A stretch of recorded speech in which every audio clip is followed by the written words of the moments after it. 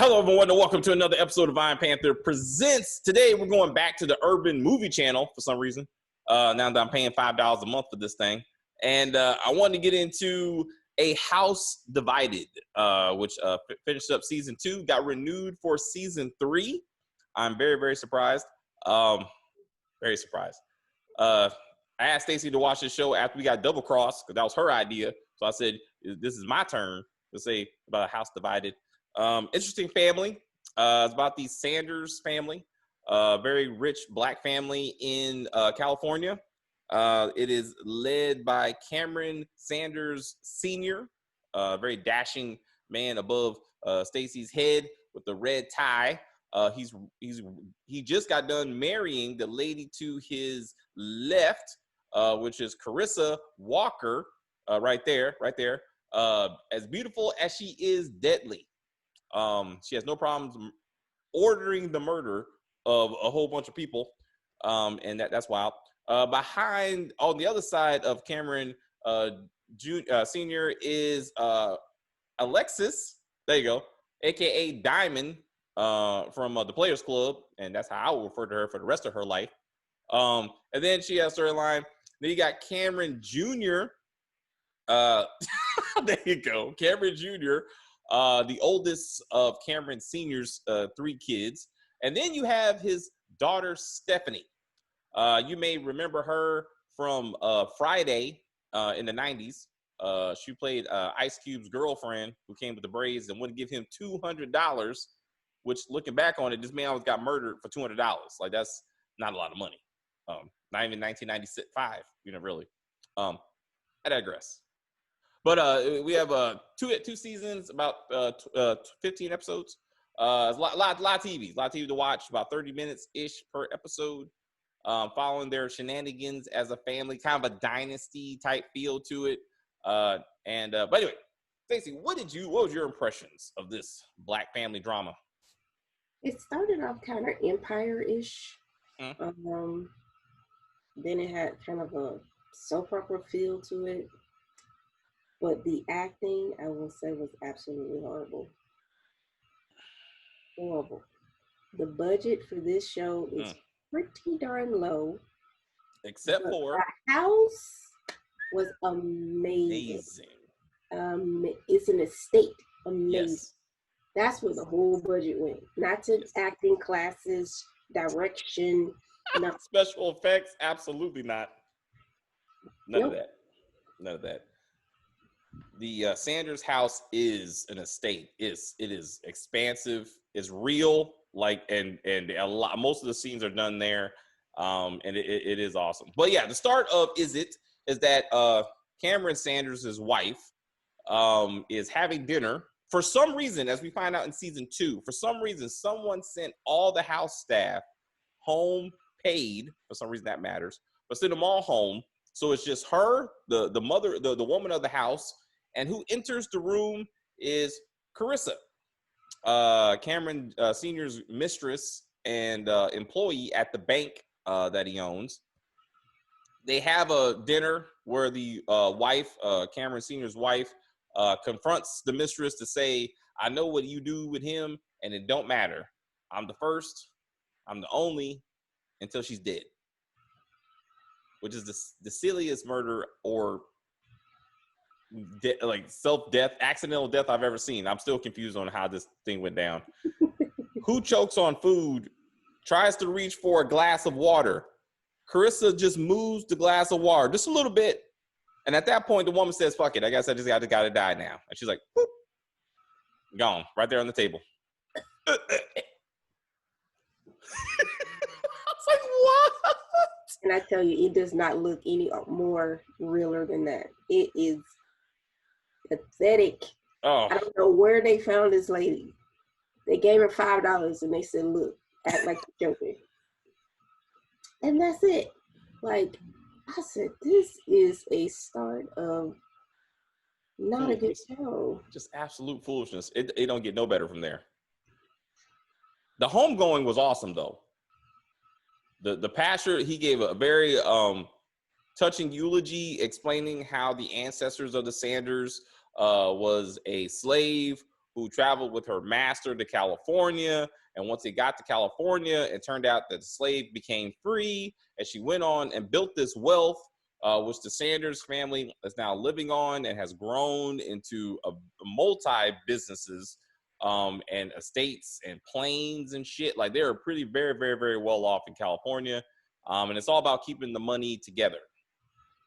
And so Cameron Sr. is being mentored, if not tormented, if you will, by his father, Benjamin Sanders, who's old as shit, crusty, and for some reason thinks his son ain't worth a damn because he loves the other son, which died of a drug overdose. The crackhead son. The crackhead.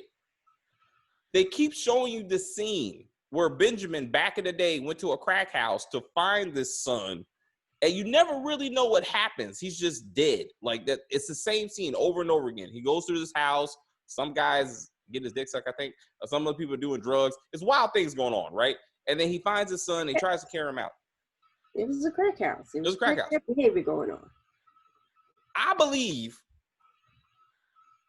Benjamin killed his son. I think they don't want to acknowledge it, but I think what the mystery is going to be revealed is that he couldn't take it anymore. Like the son was just all over drugs. Like his shit was all over the place, and he killed him. And he don't want to accept it. So then he tries to act like, he was just a great kid. And Cameron is just the terrible junior that he has to put up with. But yeah, it's pretty bad. Yeah, I thought Jeremiah, was it Jeremiah? I thought he would just pop back up and be like, hey, y'all, I'm back. Like, I'm not dead. I was just like, why do they keep retelling this story? Like, what does it have to do with anything? Yes. So Carissa is the main villain of this show. And she spends season 1 and season 2 really laying the groundwork for her effort to marry Cameron Sr. so she can basically control all the wealth as being the woman of the house. And she begins to murder any and everyone who's a threat to this family. Or actually having her henchmen murder this, everybody. Mm-hmm. Was there any highlights in these murders that you were like, wow, that's pretty impressive? No, just general murdering. So she has this, she's already married, and her ex-husband is some kind of wannabe music performer, hip hop or something.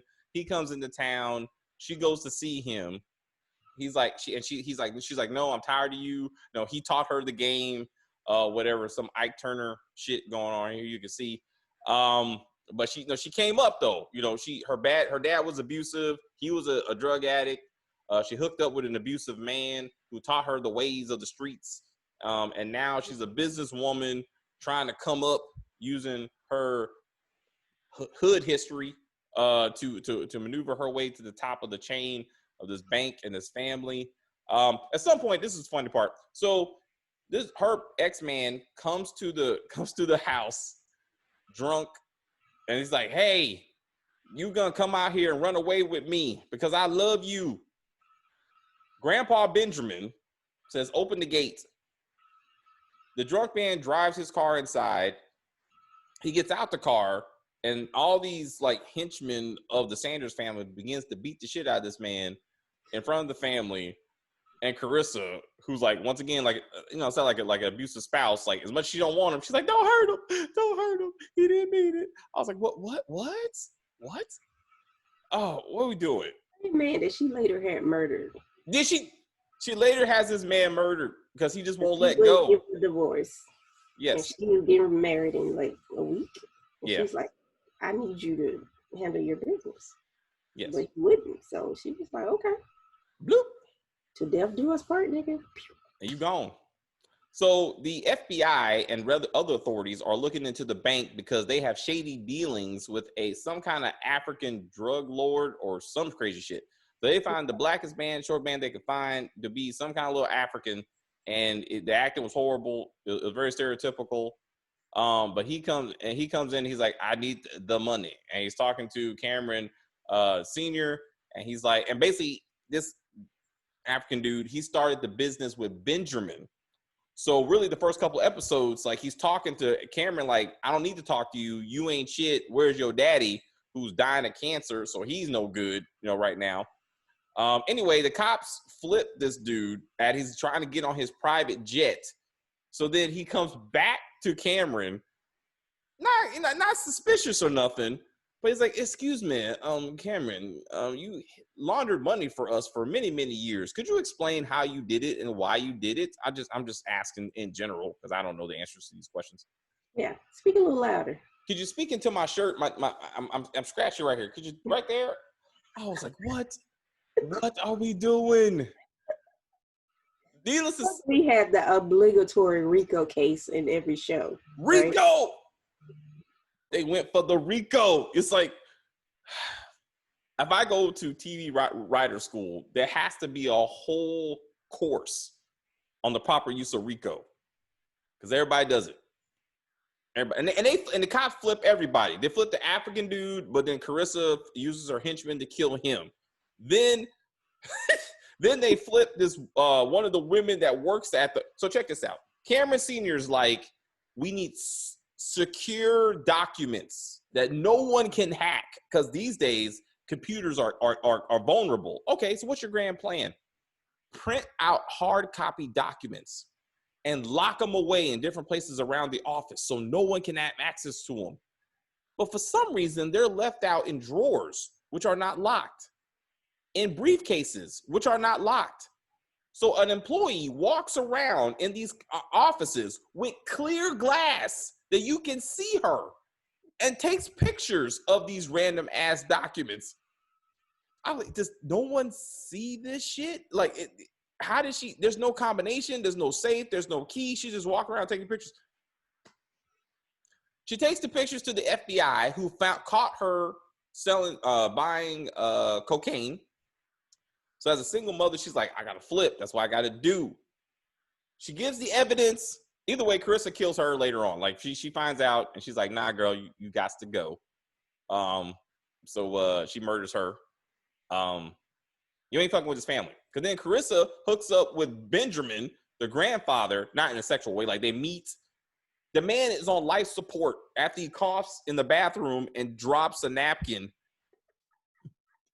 Oh my God, the special effects in this show. No, wait, what about when he had that little heart attack when they were at the tennis court or something? He had a heart attack. He was like, I was waiting for him to say, Elizabeth, I'm coming to join you. That's how bad the acting was. Bruh. He spends all of season 2 in bed, dying every day. Dying every episode. I'm not gonna be much longer. Next episode, I'm ready to go. Next episode, still here, but I only got 10 minutes left. Next episode, I'm like, dude, die already. Just die. To the point that in the season finale of season 2, his son, Cameron Sr., and his kids, so this guy from Benjamin's grandkids, are talking about him in the past tense. He was this. He used to do this. I remember when he did this. I thought we missed his funeral. I was like, oh shit, he died? Did I miss it? No, he's still laying in the bed. He's still alive. Coughing. He's on oxygen, but apparently the entire family has already given him up. They're like, well, I guess, you're going to meet the Lord at some point. See ya. So they're all focused on Cameron Sr.'s wedding to Carissa. There's absolutely no medical people or family around Grandpa, who's finally, once again, dying in his bed. I say again, when season 3 starts, he will be fine. He'll be still sitting in that bed shaking. He will be all right. They're right this old ass man until this show is over. Like, he ain't going nowhere. Because he and Carissa are doing all the backroom deals. For some reason, he barely knows this woman, but he invites her into the room and goes like, hey, come here. We got to start knocking off people. Like, we got to keep this family together. Like, not his son or his grandchildren. This random ass woman. He's like, there you go. This random ass woman right there. He's like, you know what? Me and you, something about you says you know how to handle some business. We see eye to eye right now. And he makes a kill list. And she's like, gone. Gone. Let's talk about being in the closet for no reason. So Cameron Sanders Jr., the bald Drake-looking motherfucker right here, he likes men. It's whatever. Like, he likes whatever. Like, he's bisexual. We just acknowledge that's what he is, right? But for some reason, he don't want to tell nobody. But my thing is, he was having threesomes with women and his homeboy. So it was like the women weren't tripping. His homeboy wasn't tripping. Nobody was tripping that he was gay. And then he's making a big deal like, oh, if my dad knew. And then he tells his dad, and his dad is like, Guess what? okay. I'm like, that's something big to tell me. And the whole series, he's like angry. He was drunk all the time. Yes. High all the time. Pulling guns on people all the time. Yes. Disrespecting women, trying to kill his boyfriend. Yes. Like, why is he so angry? It don't make no sense. It doesn't make no sense. No one is trying to keep him in the closet. He's keeping himself in the closet. Nobody cared. Nobody cared. His girlfriend invited his boyfriend over, like, hey, here he is. Let's do a threesome. Like, nobody cared. So his girlfriend, in the relative term, is the fact he started sleeping with the one maid in this house until the random white woman showed up. I was like, where did she come from? And this other black woman just showed up all of a sudden. Like, they hired two more maids. The main maid is named Brittany. Brittany, a light-skinned girl from New Orleans. You find out in backstory that she ran drugs with her man, who ends up being murdered, and then she ends up being raped, I guess, which is horrible. But then she makes her way to California to become a maid. I'm not what. Okay, so she becomes a maid. She starts sleeping with Drake over here immediately. You know what I'm saying? Okay. So anyway, they're boning for a while. His boyfriend or friend slash lover, pops up. Hey, how you doing? So the lover and Brittany have a little conversation, but then eventually she's like, it's whatever. So season finale, Drake is having sex with Brittany. Cameron Jr. is having sex with Brittany. And for some reason I said, you know what? He should just bring the boyfriend, just be a part of this and just make it whatever. Be damned. Boyfriend comes out the bathroom to the surprise of Cameron Jr. They actually do a stupid shit. They do the scene. He's like, oh shit. Like I guess they went to his mind and like how he realized that all of a sudden both of his lovers were together and they were cool with it. So he's cool with it. So now they're his +2 at his dad's new wedding to his new wife, who he tried to shoot.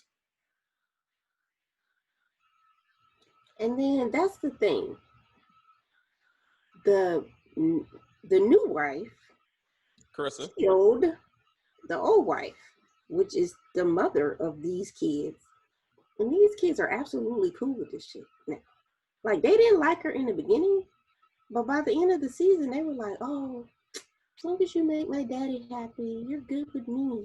Like, did she kill your mama? Okay, so she's talking about Stephanie.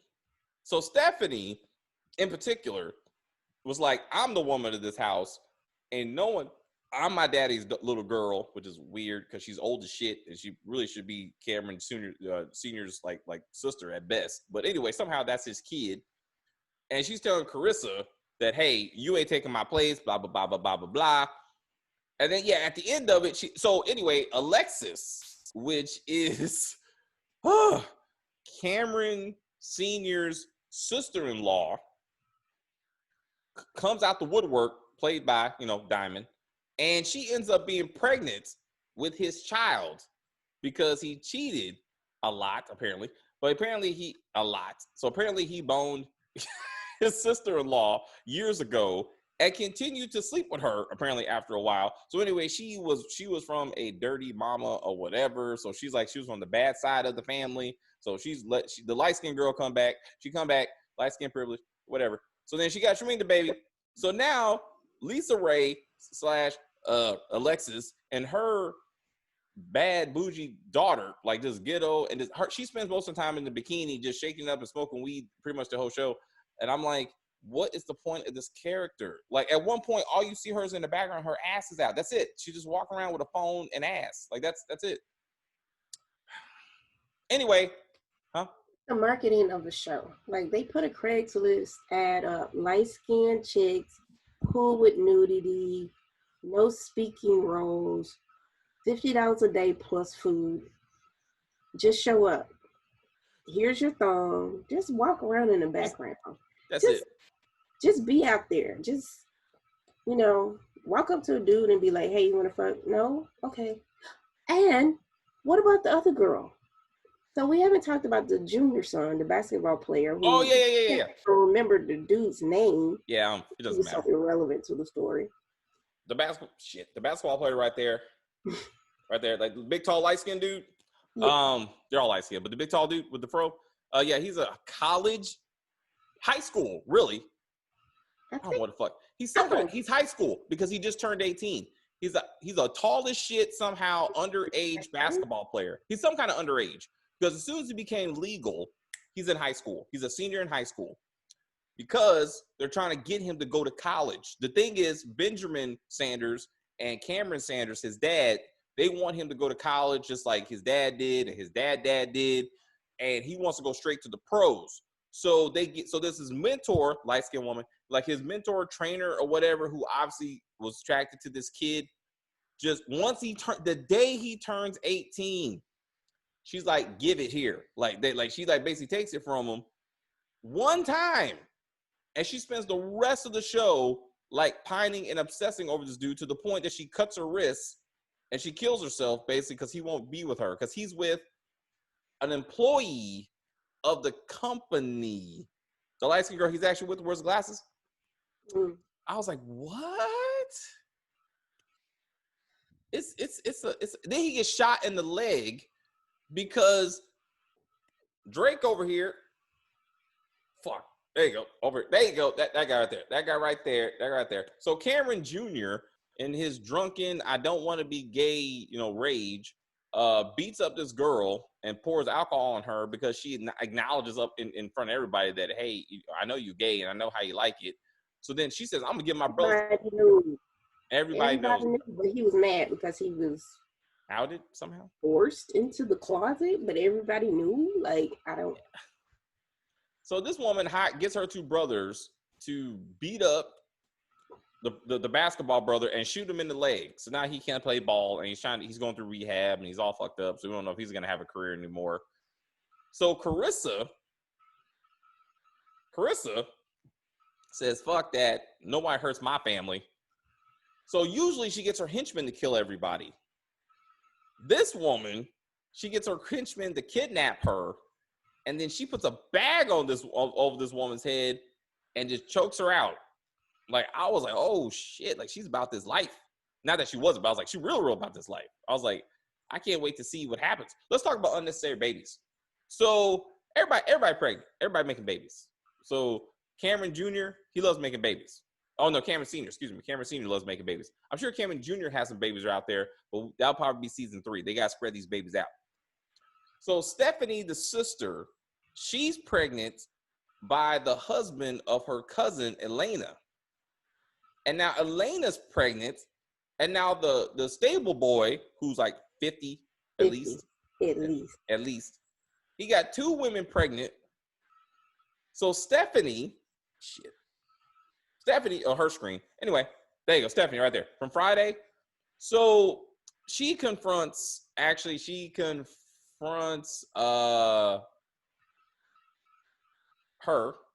at the wedding. First, she's like, hey, I'm tired of you. I know you killed my mom, blah, blah, blah, blah, blah. But once that Carissa helps get rid of Alexis and that other, and the sister, that's what it is. So Stephanie did not like the fact that Carissa more than likely killed her mama and was trying to take her mama's place. But she was even more upset that her auntie Alexis brought an illegitimate daughter that basically would be her daddy's little girl, and she wasn't trying to have that shit. So she's like, I'd much rather get rid of both of them who we thought were going to get murdered. Like we thought Carissa set up Alexis and her daughter to be blown up in a private jet. But somehow that didn't happen. I think it's gonna happen next season. I don't think they're gonna make it to their island destination. I don't think that's gonna happen.